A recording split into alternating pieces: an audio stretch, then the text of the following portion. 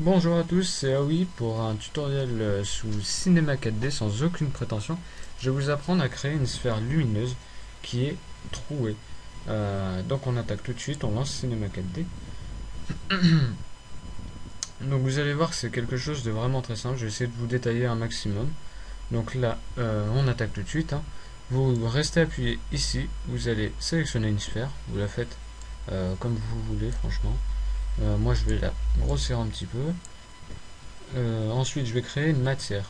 Donc là je reprends la sélection. Je crée une matière en faisant double clic. Ici, je vais sur ma matière. Donc la couleur, vous mettez ce que vous voulez. Vous pouvez mettre du noir. Enfin, voilà quoi.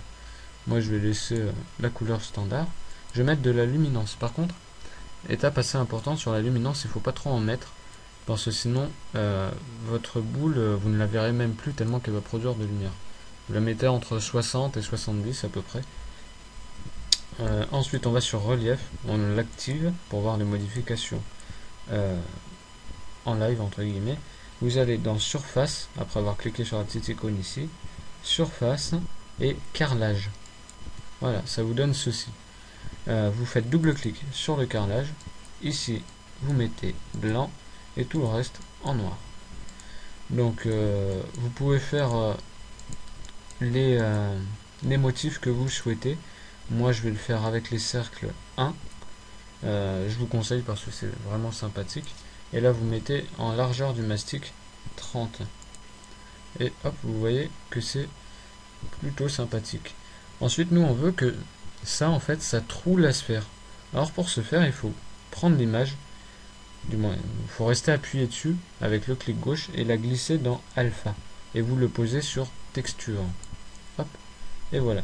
Maintenant vous activez alpha et ça va tout simplement vous trouver la sphère. Et si vous n'avez aucune modification à faire, c'est tout fait en fait. Vous avez juste à glisser votre matière sur votre sphère pour qu'elle soit appliquée. Et voilà. Votre sphère est trouée. On n'a plus qu'à désormais mettre les lumières. Donc soit un simple clic ici, soit aller la chercher juste là. Hop, il faut la redresser un petit peu. Donc pour voir si jamais vous êtes vraiment très pointilleux pour les emplacements, vous pouvez aller dans vue, faire F5, c'est l'équivalent d'aller ici, voilà, et vous pouvez constater par exemple que là elle n'est pas à 100% au centre, là elle est trop haute. Donc voilà, hop, ça c'est fait. Ensuite vous cliquez ici là pour retourner sur cette vue, et voilà. Donc moi j'aurais besoin de deux lumières. CTRL C, après avoir cliqué dessus une fois, CTRL C, CTRL V. On retourne sur notre lumière et on va modifier ici l'intensité dans les généralités. On va la monter à 199 ou 200 comme vous souhaitez.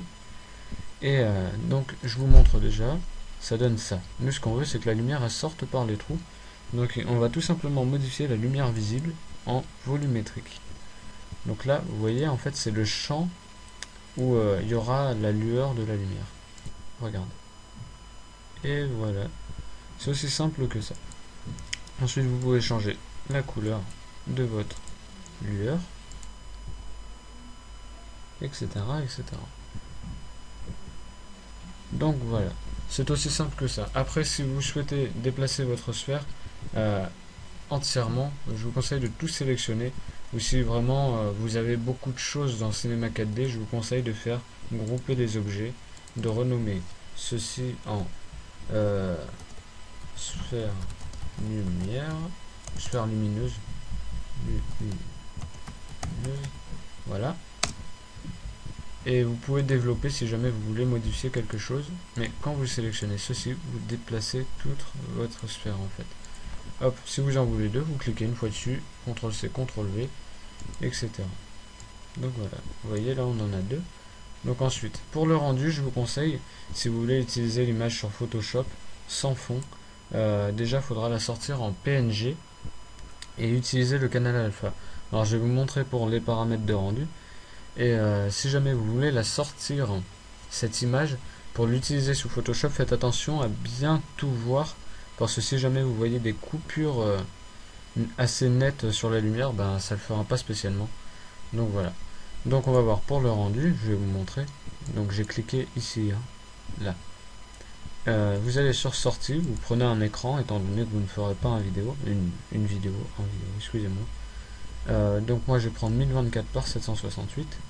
Image courante, c'est important parce que si vous mettez toutes les images comme vous constatez, ici vous avez 90 images. Sur votre bureau ça risque de faire un peu le bazar.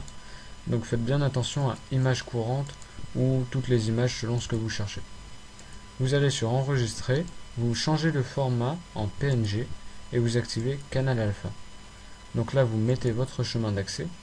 Donc le bureau, je vais l'appeler tuto, moi, entrée. Vous voyez. Ensuite, donc vous pourrez voilà, votre paramètre de rendu est prêt. Vous aurez juste à cliquer ici pour faire votre rendu. Par contre, pensez à ne pas mettre de sol dans votre rendu en PNG parce que vous verrez quand même le sol en fait. Il faut vraiment que vous ayez uniquement ce que vous voulez, sans rien autour, pour le rendu en PNG et le réutiliser. Donc là, sur le rendu, vous verrez un fond noir, mais quand vous irez sur votre bureau, vous constaterez que vous n'aurez vraiment pas de fond et vous pourrez utiliser l'image comme vous voulez.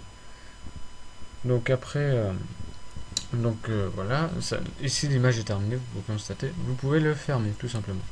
Là, hop, j'ai sur mon bureau, tuto, regardez, hop, voilà, et vous pouvez réutiliser l'image sur un fond noir par exemple ou quelque chose.